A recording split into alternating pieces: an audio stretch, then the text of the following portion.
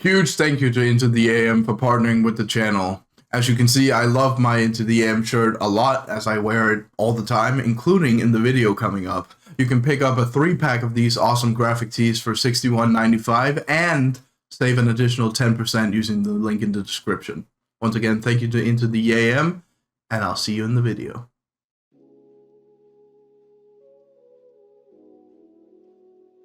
What's up, everyone? Welcome back to the Actual Story of Actual Play. It is your host, as always, Jake, and today with me I have a very special guest, DM Dave from Careful Cantrip.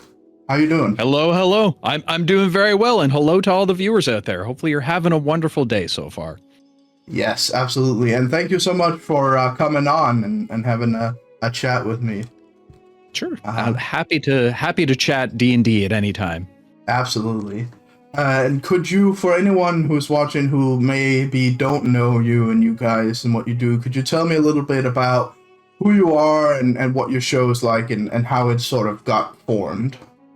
Sure, absolutely. So, Careful Cantrip, as we lovingly say at the beginning of each of our show, is really a group of friends having a great time getting lost in dungeons and running away from dragons. And you know, as much as that's just a silly tagline that we've kind of come up with, it really holds true at the end of the day. That's really the essence of our play style overall, and what our overall show kind of tries to display to the outside world, if you will. Really, Dungeons and Dragons is a game meant to be fun with your friends around the table, and we really try and harbor that as much as possible. You know, as much as there's heavy layered rules, there's very emotional moments involved and everything along those lines.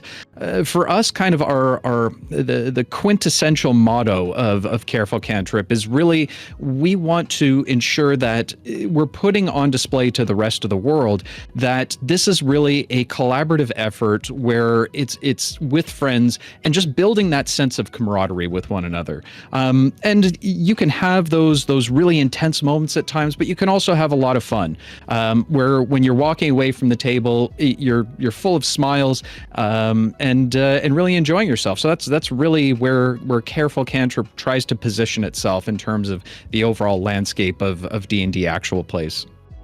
Very well put. I think that is something perhaps a lot of people who are starting out in the scene maybe forget, is that you can put a bunch of bells and whistles, and we'll get to you guys and your very pretty bells, but you can put a bunch of paint on something, but at the end of the day it really is about having fun and getting lost in this game with that we all love so much. Absolutely. Could you talk about a little bit of why then, if it's all about having fun, which I believe you when you say it, but then why create the show at all? Why turn something into an actual play? Yeah, no, absolutely. So why we wanted to do this in the first place. Careful Cantrip's origins really started at the height of the pandemic. My wife and I, who she also is the second half of running the show behind the scenes, we call her the CC CEO as kind of a loving title for her kind of thing. Her and I have been playing D&D for, I'm going to say, roughly about 7 or 8 years at this point. And when the pandemic hit, I really wanted to do something for a lot of our friends who were single, who a lot of them lived in apartment buildings. They weren't getting out. They weren't getting any kind of level of socialization. So I thought, this is a perfect time to set up just a drop-in game, very similar to your local game stores, where, the Adventure League is what it's called for those of you who don't know, where you really can go in, play a couple hours worth of a game, and then whether or not you come back the next time is completely up to you. It's all based on your schedule. I wanted to do something similar to that for everyone. And we very quickly learned that everybody wanted to continue to do this. Everybody was coming back every week. Our table was getting larger and larger.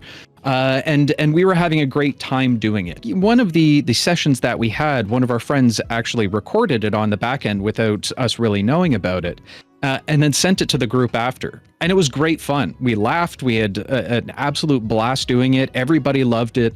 And really, we decided at that point this could be something that gives value to the rest of the world in form of entertainment. So and you know, we'd all watched Critical Role at that point, and Dimensions 20 and some of the bigger names. We're all Canadian, so oh god, Runesmith, or not Runesmith. Oh, their name's escaping me right now. It'll come back to me as soon as I stop talking about it. But they were all big influences on us, and we thought, hey, this could be something that we could do. And a lot of people are looking for content right now because we were all stuck inside. So that was really the basis for us starting it. It was a matter of, we really had fun playing the game. We clearly had fun from a viewership perspective. There's a lot of bad things in the world right now. Maybe we can help put some good into it, even if it's just a little bit. And that's really where it kind of took off from there. And it did particularly well, even if in its humble beginnings, where we realized we might have something here. And that's why we just continued to this day. Awesome. I mean, you definitely, I think, hit the nail on the head about the COVID times, and about this feeling that a lot of people had about, well, I'm not getting out, I'm not doing anything of the things I used to do. I need something to fill that void, to fill that space. Exactly. I definitely think you hit the nail on the head there. Now, I want to go back to sort of what I alluded to earlier, and something that I found to be really special about you guys and your show, which is your sort of production quality, because it's definitely a step above sort of the rest of these, you know, I don't want to say run of the mill, because every unique actual play is that unique and special for their own reason. But compared to the average show that perhaps you might find in this genre, you guys definitely put a level above in terms of the effort into the production. Well, thank you very much. I'll take that as a huge compliment. So could you sort of dive a little bit into what is the idea behind the in-depth character introductions you guys do with sort of animations and animated trailers for the next seasons and such things like that? Yeah. So, and really that came out of a certain level of necessity. And what I mean by that is, and not talking poorly about any actual plays when I say this, so I just want to preface with that, but we did notice that there are many, many live plays out there these days, especially when we initially started. Everybody was trying to put their game online. And we quickly learned that to differentiate yourself in this marketplace, you have to realize that half of this is the game, and then half of this is a production. If you do want to start building your brand up, if you want to start building your community up, your viewership up, everything along those lines, you have to stand out in a different way. And we really took that to heart in terms of saying, okay, how do we boost our overall production value as much as possible, given that we're all playing online to a certain extent? Because, you know, it's great to be able to sit at a set and, you know, at a table that's already pre-configured for you. You have your production crew around you and everything along those lines. Because most of our players, all of our players are all situated in different areas. You know, there's some that are relatively local to us, but others who are international. We've got one player who's in Australia right now. So we wanted to try and encapsulate, you know, how do we get the feel of being at the table together from an optics perspective as much as possible when we can't necessarily do that? So that's where we really started to dive into, okay, how do we make sure that sound quality is the same between everybody? So we made sure everybody went out and got everybody the same microphones and had all of the same settings. We wanted to make sure everybody had the same cameras, with the same lighting, everything along those lines. So everything that's been, you know, we've received from a monetary perspective, it's all gone back into production in some way, shape, or form, whether it be equipment, whether it be softwares that we've continually had to learn in order to make some of our transitions, our overlays, our trailers, as you've said. We put an enormous emphasis onto our production because we want to always put our best foot forward, so that it's not just a matter of, hey, you guys are just sitting around and having a good time on your Zoom call, to, oh, this looks like a professional show, up to a point where you can get and not be in person with a whole production team behind you. Awesome. Well, you can definitely, as I've said, feel that effort. It shines through, absolutely. I watch a Yeah, lot actually, we of this stuff yeah, I because could of the imagine. show. So, you know, Yeah, it's funny enough. We actually won the best overlay award last year at Gencon for the Crit Awards. So that was that's kind of our first step into, hey, the production value is paying off, not only for the fact that yes, we're winning awards for these kind of things, but at the same time, you have such, especially on Twitch, right? And I'll kind of divert a little bit, but I'll put it back into context. When you go onto Twitch, we all know that or if you don't, discoverability is very difficult on Twitch. There's just a giant wall of different little screenshots that you can see, and it doesn't really give you an indication of the style, the what you're clicking on at that point in time. So that was another piece of the puzzle for us, was even in a screenshot, it looks the best we can possibly make it. It has that allure, so when people skim through it, they say, "Oh, this looks fantastic. Their camera qualities are great. Their colors, what they've done with the overlay, everything about it screams, hey, come take a look at this." And that's really a necessity through branding and understanding how to become more discoverable in the various types of platforms. amazing. Now, could you explain, because to me, this seems sort of a contradiction, but perhaps it is, in fact, a supplementary thing. But when I watch you guys, what I usually do is I'll watch the first three and the last three episodes of whatever I'm looking into. And so what I was mainly noticing was highly detailed and very well utilized theater of the mind, rather than sort of digital battle maps and place maps being used. So could you go into why you've made that choice, especially when you have high production quality on other things? Because one would naturally assume that those things would sort of melt together. But Right. Yeah. So there's a couple reasons for that. First, primarily is, and it's a phrase thrown around a lot, but I do truly consider myself a narrative DM, to the point of where I'm very, very lax on rules and things along those lines if it makes for a cool moment. Not only from a viewership perspective, but I want to make sure that my players feel like the heroes, because it's their story. They are the heroes of this story. So I always give this example of, okay, you're about to head into this battle. You're standing on a rift line or a ridge top, and you see a pack of wild horses rushing into very close to the battle. And the player might decide, hey, I want to try and jump off this massive ledge, land on one of the wild horses, and run into battle with it. That's cool. That is the absolute rule of cool to me.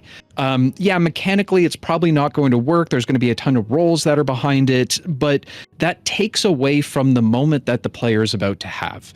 And for me, that is such a disservice to the table, to get so caught up in rules where it's a matter of you've now taken away from your game. That's a big problem for me, because again, my goal as a DM, besides anything else, whether it be the showrunner, anything along those lines, is, are my players having fun at the table? Are they smiling? Are they laughing? Are they crying? Are they gasping? All of these things matter to me the most. So I really tried to focus on theater of the mind, because that enables me to not have any kind of limitations like rules as written sometimes. I can allow as much explanation behind things. I can get into those heavy descriptions that I like to get into, really keying on the four senses, as opposed to just being like, well, here's the battle map. You see what you see. Go ahead and start making some attack rolls. To me, that's a disservice to my table to do that when I do consider myself a narrative DM. Now, that's not to say we haven't tried to do different things to increase the production value. For example, we tried to utilize what we called the mini stage at the start of this campaign. It was a full setup. We had minis. We had multiple camera angles behind it. and I found that it took away from the overall atmosphere of it. The quality wasn't where I wanted it to be. Some camera angles didn't have the right lighting to it, so it came out a little darker than the others. I couldn't get that perfect I couldn't get that perfect balance between all of the camera shots and what I really wanted to display from a mini perspective. Again, going back to the whole sense of we wanted to try and make it as close to friends being at a table as possible. It just didn't work out for us that way. So now we've kind of gone over to the Tailspire, which is the 3D VTT. We've put an enormous effort into that, to learning, into bringing in custom models, how to build maps, all of those kind of things, which makes it a little bit better. But at the end of the day, it's just a point of reference. It's not meant to be the unequivocal, here's what you should be staring at the entire time.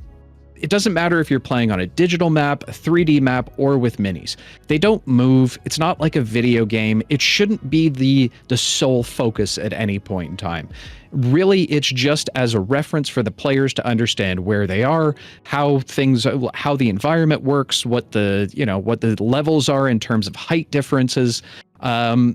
But it really should just be this space where you're using it as that kind of reference for more measurements around things, but allows them to kind of utilize what they see to start utilizing the environment a little bit more. Maybe they can they know what the other positions of the players are, so if they want to do like cool combos or things along those lines. Right. But it shouldn't be the central point in my view. A battle map is meant to inspire players rather than control them. Yes. Couldn't have said it better. It's an augmentation and something that you can use as a reference as opposed to being the main focus. Because as soon as you start making that a main focus, it turns into a board game all of a sudden. Mm-hmm. And now you're back into the rule sets, and you lose that capability to have that level of creativity when you have a physical model in front of you, whether it be tabletop or VTT. And that's the thing that separates D&D from being a role-playing game to a collaborative storytelling experience, right? It's that thin line. Exactly. Yes. And is that why you picked D&D 5e? Going back to something that you said earlier about you want your players to feel like they're the heroes, like they're doing cool shit. 5e is often referred to as sort of a hero enabling system, right? Where the characters are very powerful, where they are very different than sort of your average Joe, right? Even from level 1, a character is miles ahead of an average soldier. And so is that something that's factored into your choice of RPG system of choosing 5e? Yes, I would say that first and foremost, D&D is where I started my journey in the tabletop role-playing games. Going back to the original, I mean, I really started to get into it. I think it was very early on. Again, Critical Role was a huge influence. I love podcasts. I love lore and mythology. I'm very much a storyteller and creative writer. So I just happened upon Critical Role at the suggestion of a friend of mine's once. So that's kind of where I dipped my toe into the water of TTRPGs. Now, from that point, I've tried a number of other ones. And I feel like 5th edition is very good with its overall balance between giving the players the agency that they need to become the heroes to save the world, while still giving a good framework and a backbone for a rule set that we can tie back to, rather than it just being absolute and complete chaos. The crunchier stuff like Pathfinder and things along those lines, it's a little too rules heavy for me, where, something like 13th Age, that is a little too rules light for me. So I found the balance in 5e that allowed me to meet the goals that I was looking for, specifically for my table, in the sense of I can give them, I mean, let's face it, 5th edition, once you get to a certain level, and I'm not even talking into like the 17, 18, 19, 20, like players start to get a little... Yeah, exactly. Like 10 to 13, you're starting to see massive growth in your overall players. And from a mechanical perspective, it's like, it's difficult to create challenges and combat encounters that either A, don't take hours and hours to run, or is just an easy blow through based on action economy alone. There's a reason that a lot of adventures from official Wizards of the Coast end at level 10. Exactly. No, you're absolutely right. You hit the nail on the head. But what I do find as a huge benefit to D&D, even in the later levels, because I have run high-level campaigns, the nice thing is that it doesn't, while it gives mechanical reasons of why they'd be these amazingly powerful individuals, they don't give the narrative aspect behind it. And that's one thing that I really take advantage of within my games, is the fact that why are they getting these powers? Why are they becoming these super powered beings? What is the overall emphasis and impact on the rest of the worlds? Not just as these, super powered individuals who can, just blow up rooms out of mere thought, but what does their role in the overall world and story do? And I think D&D 5e does a good balance of allowing the DM and the players at the table to make those decisions on their own. Yeah, absolutely. That's awesome. And you've already talked a little bit about sort of wanting and willing to give players a lot of agency in their own decisions and what they're doing sort of in the table. But then you're also saying here, if I'm hearing you correctly, of course, that the players, you want them to also have a lot of agency over the narrative and the world that they're in and sort of shaping it. Could you give maybe an example about how players have shaped your narrative? Yeah, sure. Well, and it can be big, impactful things like decisions that they have to make. The way I run my games is, I try and give as much agency as possible, where a lot of people get stuck between these phrasings of, well, are you railroading the story or are you giving sandbox, right? That's a very common phrasing that we hear throughout D&D and TTRPGs in general. I like to think of it more as a highway. That was the best way it was ever described to me, in the sense of you have multiple lanes to choose, but they are finite lanes where, it's not just a matter of, well, you have one decision to make, and if you don't make the right one, I'm going to force you down that path anyway. Or, I also don't want it to be like, well, I'm just going to start walking to the west and just see what happens at the end of the day. That's too much prep on a DM's part, where it just becomes overwhelming at that point, and can really burn out DMs that I've seen many times in the past. So I like to think of my storytelling very much like a choose your own adventure, where it's a matter of, you've got these 3 to 5 choices from this one decision tree that you have to make. And then from that point, you have to decide which way to go. And that is going to have major repercussions. For every cause, there is an effect, right? One of the biggest ones I can possibly think of, this goes back to our first campaign, which we ran a couple years ago now. It's all available on the YouTubes and Spotifys and everything along those lines. But they needed to make a decision of who the BBEG was going to be. I positioned 2 potential threats. I gave the reasoning behind why they were doing the things that they were doing. And then it was the player's choice to decide who they thought the BBEG was. That's always been a quintessential piece when it comes to any kind of war or any kind of battle. There's never really a villain. It's just depending on whose story and whose side you want to choose at that point.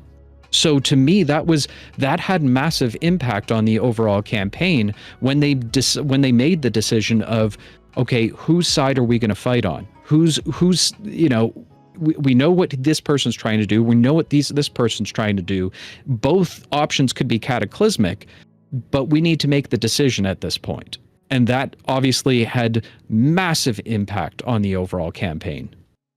Wow, that's really fascinating. I actually haven't thought about it like that, in terms of, it is like real war, right? Like history's written by the winners and all that.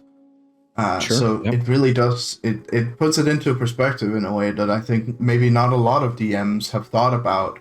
Of, well, you know, you may have your idea of who the big bad is, right? But your players might differ. They might have a different Yeah. idea. And And it really depends on how you want to run your game as a DM. If you're, it is very easy to just say, here is the evil. It is evil. There's no question about it. Go kill that thing, or go capture that thing, or do whatever you need to do to get rid of the evil. But when you're put into a circumstance where it's not so clear, there's gray area there on both sides. It creates this very interesting dynamic within the party itself of making the choice of, well, who do we trust? Who do we see as the bad guy? We've seen good elements and we've seen bad elements of both, because maybe, if we're talking about a major kingdom war, they might have gone to the east side of the kingdom and done good things, and they might have gone to the west side and done good things. They've built relationships within these communities. And when it comes down to it, they finally have to make a choice. Well, what side are you going to stand on? Are you going to be on the west side? Are you going to be on the east side? Or are you going to be on your own side? And what does that look like? And how does that all play out, kind of thing? Those are the choices that the characters should be making, not me as a DM. I'm just there to facilitate the world. I'm there to facilitate the world, create the tension, as well as having the opposing forces. What is the goal of all of this at the end of the day? Or not what the goal is, because the goal should be subject to what the players want the goal to be. But I need to create those elements where they do have those dynamics and do have to make those choices. And I found that that's the best games that I've ever played in, where you give the players the choice of deciding what the goal looks like at the end of the day. That has huge impacts, and you'll have your players talking about it for weeks and weeks and weeks outside of the table. I mean, our group chats go crazy when we have these kind of decisions to make, and that's what you want as a DM. Like, if your players are so invested that they're spending weeks debating each other, hundreds and hundreds of messages flying by on a daily basis, they're enjoying that. They've now fully immersed themselves within your world and the story that you're building together. There is no better feeling as a DM. And that's also makes for great television, right? That's what makes for an entertaining story, is when everyone's invested, right? You, as a DM, you build a world made of cotton, and then you hand your players a matchbox, and you say, you decide what to burn, right? Well, exactly. I'm a little bit older. I'm not a young buck, as they say anymore.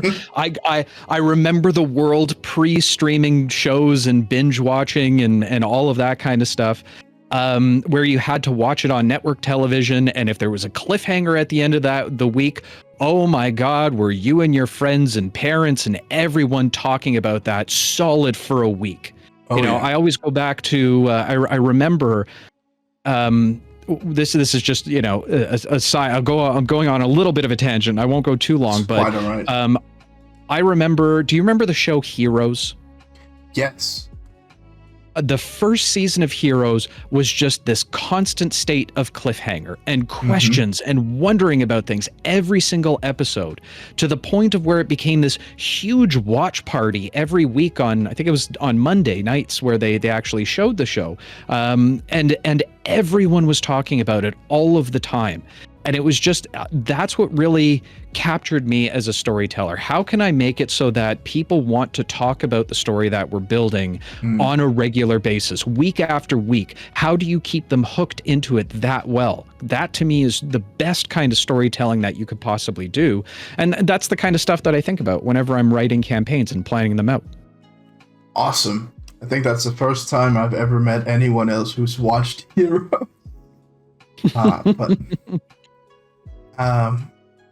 So your show is very dialogue heavy, right? It's very, and in what I personally find is a good way.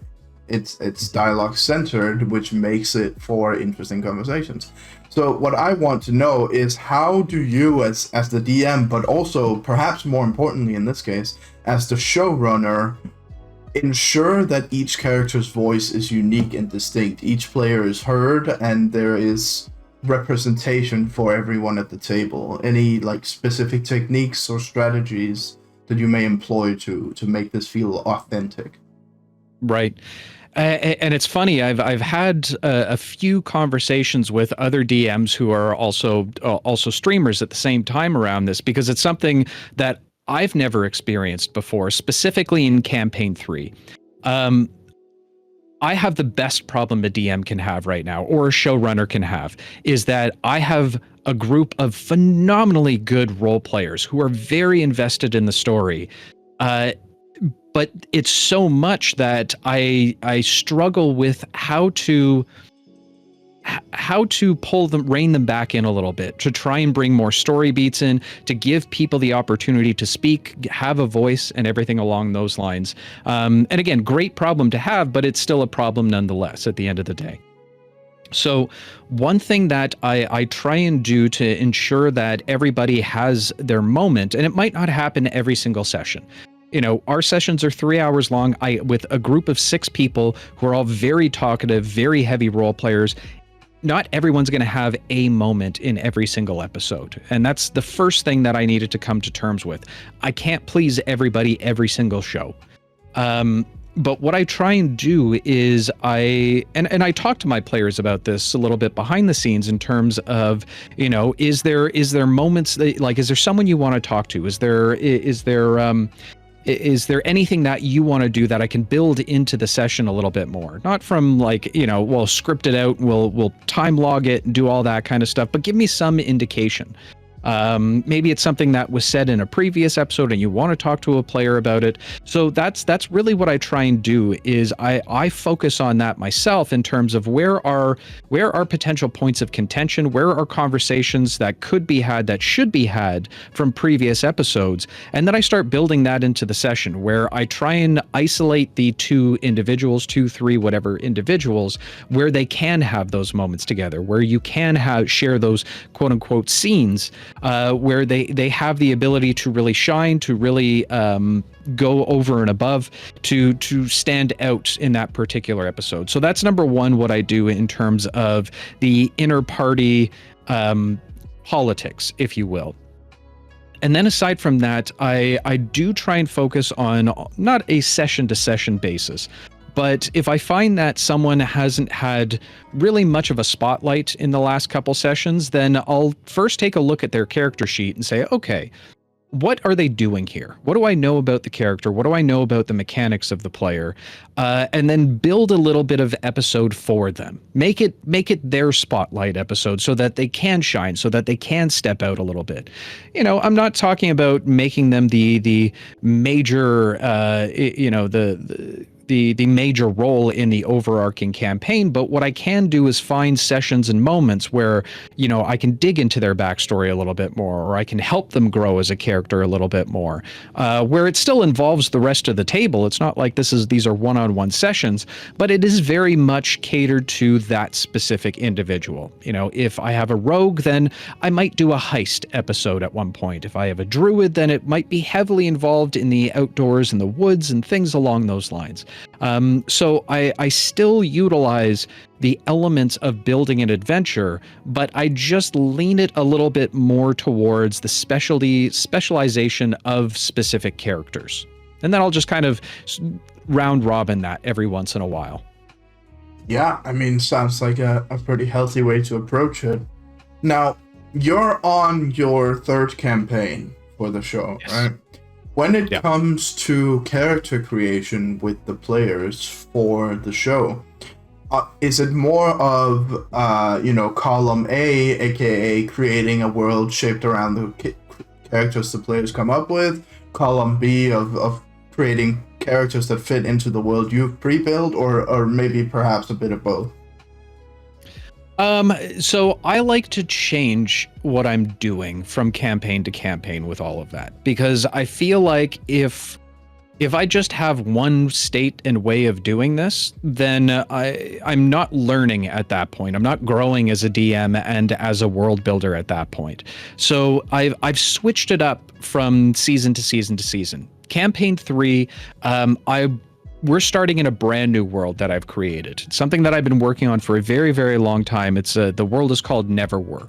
And really, the basis behind it is the stories that never were. And what I mean by that is we've taken elements of historical folklore and stories that you would easily recognize and put twists on them. So, say, for example, the example I always give, we all know the story of the boy and his advisor who pulled a sword out of the stone, or a sword out of stone, and became the king, right?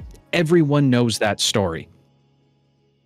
What if there was an instance where the boy pulled the sword out of the stone within the forest, but the advisor wasn't necessarily on his side?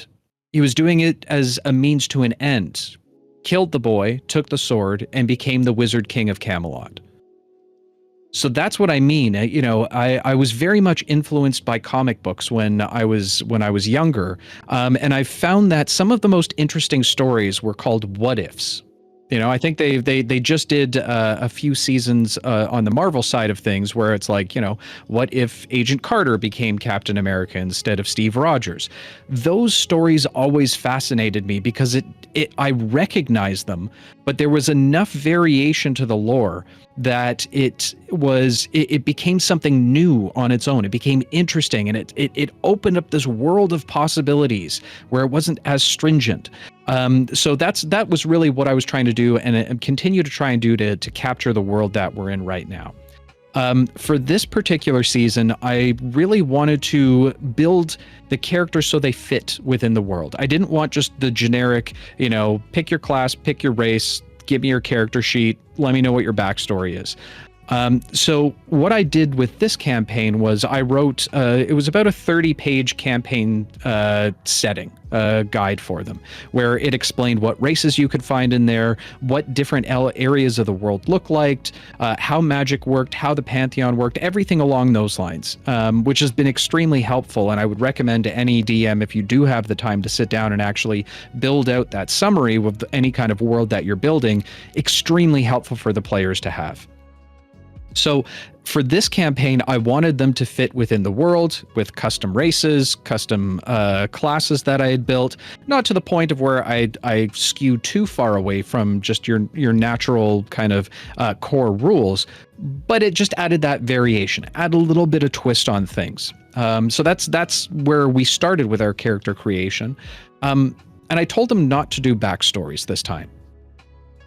That I'm still trying to figure out if that was the right decision or not, and I'm not going to know that until the end of the campaign. But one thing I've never seen, whether it be playing in person or on stream, I've never seen backstories happen live. They're already adventures by the time they get to the first session. And I wanted to know what it would be like, both from a character perspective and a viewer perspective. What if you saw the whole thing? From very humble beginnings, all their trials, all of their tribulations, leading up to that point of where they can truly call themselves adventurers. What does that look like? What does that do to continue the immersion within the overall world? Again, for both player and viewer alike. So that was really the ideals behind this character creation process. It was, I wanted them to feel comfortable within the world. I wanted them to be embedded within the world so it all made sense. They weren't just generic heroes doing generic things. And I wanted everyone to know from the very humble beginnings, from start to finish, what is their story? What is their journey?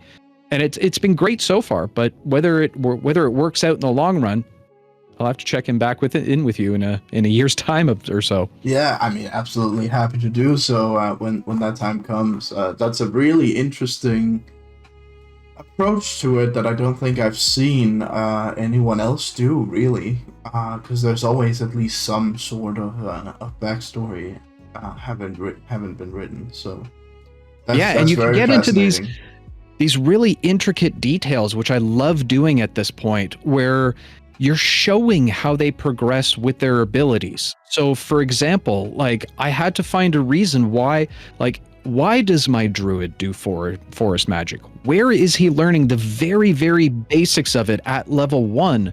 Where is he learning it from? So I've built these characters in who are just kind of like these It's a very coming of age story. So everybody is either kind of teen, young adult. That's where we sit with the overall age range. And they all live in just a very simple village, a very, I wouldn't call it generic because there are nuances to it and whatnot. But just outside of that is a kingdom of Myconids. And he's met with these people after going and, playing in the jungle, or not the jungle, the forest, because he feels naturally at home as a druid that way. So they're teaching him how to use forest magic. And it's just gotten to a point of where we've gotten to level 2 at this point. And I explained, and we had kind of a few moments where he learned how to wild shape. That's never really fully explained within campaigns. It's just a matter of you level up, you can now wild shape.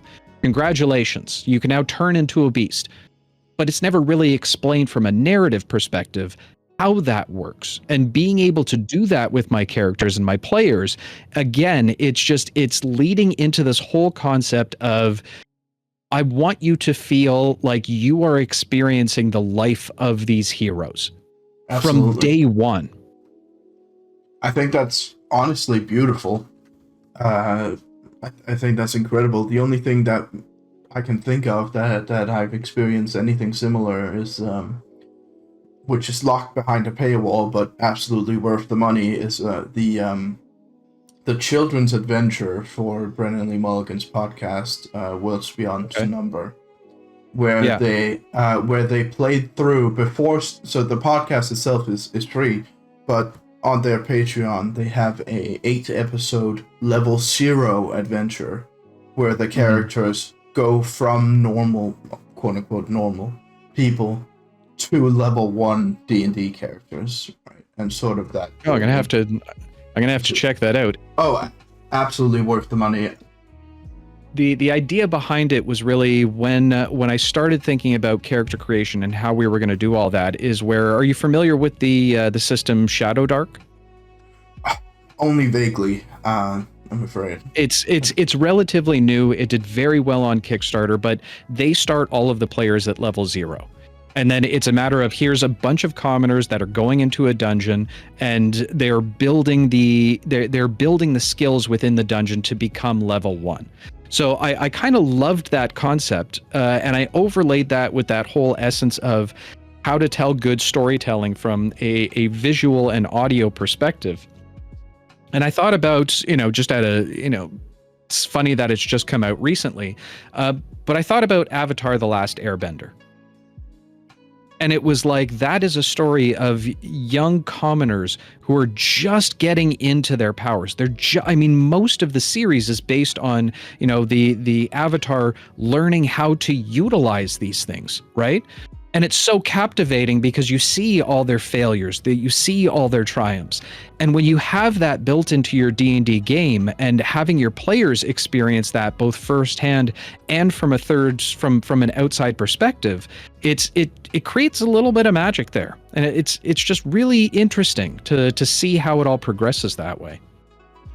Yeah, a sort of coming of age, even if it's not actually age, but your powers as an adventurer is something that is really a beautiful story and fleshes very well or matches very well with your very fleshed out descriptive storytelling of the sort of the narrative DM style. Yeah, it's kind of like it's loosely based on the backbone of every fairy tale story we've ever heard. And that's really what the essence of this campaign is it is a fairy tale. It's this fairy tale adventure that we're all living through at this point. I don't know if you are aware, but Dimension 20 also did a fairy tale What If season very recently. I know a bunch of you. So it's funny because I've been working on Neverwhere for roughly about 3 years now with the intention of this is what campaign 3 was going to be. And months before we actually started the campaign, we were just coming to the end of campaign 2. A lot of people, I do a lot of my world building with our community, and they all came to me and they're like, "Hey, did you see this thing that Brendan Lee Mulligan's doing?" I was like, Fuck. I'm gonna get called on this at some point in time. I know I will, but that was never the intention to kind of course. mimic that. And I have watched some of that, and I'm glad that it was a little bit more horror-esque than what we're trying to do. This is very much young adults in Right. the overall style that we're running it. Very carefree, very fun, very chaotic at times, with a lot of lessons learned and built into it, kind of thing. Very kind of like a very Harry Potter-esque style, rather than like a horror kind of thing. Right. And it's not like they're the first people to think of what if fairy tale but bad. You know, it's just very interesting that it just happened to line up at almost the same time. Oh, there's so many times where I see things where I'm like, you know, this would be a great idea. I'm going to implement it in like the next month. I need to flesh it out a little bit more. It's going to be great. And then lo and behold, all of a sudden it's like, oh, did you know these people just started doing this? It's like, man, no idea is original at the end of the day. The Simpsons did it. Is a great episode. Exactly. Yes. Right. So I think we've hit the end of my specialized questions, which I think you've done absolutely fantastic job. I've been really interested in hearing what you've been saying so far. So I've just got a couple of the sort of that's for everyone kind of questions. Yeah, sure. Lay it on me. Which first of all, I think I already know your take based off what you've said, but I'm gonna ask anyway. Live play versus recorded, so streams versus recorded, when it comes to actual play. What's your personal preference? My personal preference will always be the live stream rather than the recorded. And the reason for that being, and this is very much a personal choice at this point, we like to make our game as interactive as possible. And I don't mean like, oh, you can pay, $5 to give advantage to a character. That's really not the intention of how the interaction I want with the audiences. I want it to feel like, or I want the audience to feel like they are participating to a certain extent as well, even though they can't be at the table. I'd love to be able to run, a 200 person table, but that's not something realistic at this point. So we've built elements into our show, which, I've talked to the players about. We've all made sure that this is okay from their perspective, because it does add an entirely new element to the game, where you're adding in story elements that can be dictated based on the chat that or our Twitch chat or our community. This campaign, the first one that we're doing, is called an oopsie table, and what that is, I've developed this little fake creature that chat can summon at any given time, and it adds this entire level of dynamic to either the role play or the mechanics of things. And it's just meant to be fun, but just to be a little bit of a story prompt. For example, the first one that was had, one of our characters polymorphed into an alpaca up until the end of the night. So it was like, okay, well, now our fighter's an alpaca. How does she feel about it? How does the rest of the heroes deal with it? And how does that work mechanically if we go into a combat situation? We're going to have a fighting alpaca there. Now we're playing The Emperor's New Groove. What if? Exactly. Yeah. Exactly. Right. So, and there's always been elements of that we've built into the campaign. I really prefer doing it live because, again, it makes it feel more like the audience is playing at the table with us. I feel like recording is, when you're just doing a recorded show, and nothing against anyone who does pre-recorded shows, but it's more along the lines of, you have the choice. You can either go watch something on Netflix or you can watch our show. And if you like our show, great. It might be something that you want to do. But the live brings this energy to it, not only from the audience's perspective, but from the player's perspective. You're in the hot seat at any point in time. It's just it's very different from that perspective, and we prefer that added level of chaos and pressure of being live at any given time. It motivates us. It nurtures our creativity, as opposed to, well, we can just stop and take a break, and we'll have all these pre-edited things. It is as true to a table as possible, with all of our fumbles, with all of our mistakes, with all of our tech issues. You don't get that when it's pre-recorded. It's too polished at that point, and then it's not really living the game. Right. I definitely see what points you're coming from there. And you're playing in a way, and you're setting your game up in a way that as close to being at a table as possible. But so that's why I'll ask you, given the opportunity, if right now you had a sudden random influx of cash, right? And so you could do whatever. Would you choose to have the show filmed in a live location altogether and still be streamed, or would you keep it as is? No, I would immediately go buy a castle. I would call it Content Castle. I'd had all of my friends who are creators as well as my players move in there, and the whole thing would just be D&D games that are streamed, that are recorded, that there's challenges. Oh, I have an entire playbook of what would happen if we ever got to that point. It would still be recorded. The ideal would be, yes, we would all be on screen all the time, but I would build into the table for each one of the players an area where you could still see chat, because chat and my community is, I would never want to take away from them. I'd never want to ignore them. I love my community immensely. We have a phenomenal, welcoming community, to the point of where we have a podcast about our show that's not run by us. Like, that's how dedicated some of our community members are. And I absolutely adore them for it. Where it would change to the sense of we'd all be in the same room. I don't want it to change anything else. Yeah. For sure. I mean, that's an awesome answer, and dips on a room in Content Castle when you'll be there, my friend. Don't you worry about that. When it gets built. Fantastic. Rounding out, could you tell us a little bit about your Gencon game, and also the Through the Breach game that you've been playing, just to dip into the side adventures of DM Dave? Yeah, the Gencon stuff was such an incredible experience. I've been there before in the past, but not as a content creator.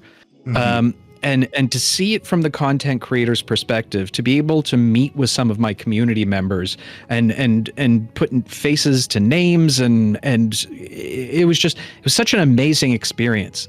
And then playing live in front of 100 people in a room, that was such a strange dynamic to deal with at the time, and not in a bad way. It was just very, when you have a live audience and you can see their smiling faces directly in front of you, it just gives you this huge sense of motivation. Obviously, the nerves get a lot higher at that point, but it was fantastic.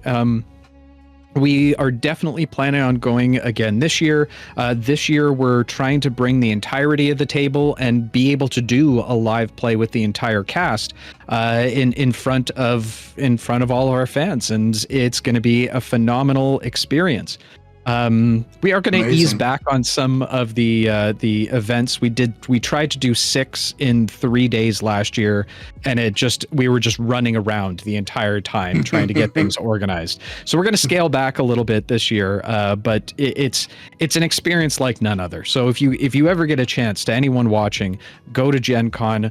It's the mecca of D&D and TTRPGs, where you'll find your tribe there. That's the best way I can explain it. Yeah, amazing. I mean, I wish, sadly, the European, it's a little bit far away. A little bit of a reach. But maybe one day. Amazing. And then Through the Breach was just a little side thing that we did. I love Through the Breach. It's probably up there in spot number 2 in terms of tabletop role-playing games that I play. Just because the difference in mechanics using cards instead of dice is always interesting to me. And the fact that I would say arguably the best GM in the entire world who knows how to run the system, and being able to have him as a friend that I can play with and call on to say, hey, do you want to play this game together? It's just perfect. And the little bit of variance between just the overall setting between D&D being this high magic medieval fantasy versus kind of the steampunky magic tech kind of feel overlaid with kind of the 1800s setting is just, it's really interesting to play through. So that's why I love playing it. We did a small 3-part, I guess, adventure campaign, whatever you want to call it there. And then hopefully we'll be doing more in the future. Yeah, it was very fun to watch. I'll say. I'm glad you enjoyed it. Very entertaining. Well, you know, I gotta do my research. Good man, good man. And I'll also make sure that everybody knows. Also, my good friend, you know, Steve was our mutual friend Steve was in it, so that was yeah bonus to watch. Well, thank you so much, Dave, for being on. That's the end of my questioning. Do you have anything that you feel we didn't get to that you'd like to share with me or the audience before we round off? I don't think you. So just thank you for having me. To the viewers watching, thank you for being here. If you haven't already, make sure you subscribe to Jake's channel so that it always helps and it's free. And give a like and a thumbs up and all that kind of stuff, and comment on it. It all helps with the algorithm. Because we're all just trying to create content out there that more viewers can enjoy and watch within this space. If you want, you can find Careful Cantrip virtually everywhere. The TikTok, the Twitch is where we do our live plays on Tuesday nights. We have a Discord with a phenomenal community behind us as well. And hopefully we see you around. Come say hi. Tell them that Jake sent you. Hell yeah. You heard the man. Leave a comment, like the video, and then head on over to their stuff. It's amazing.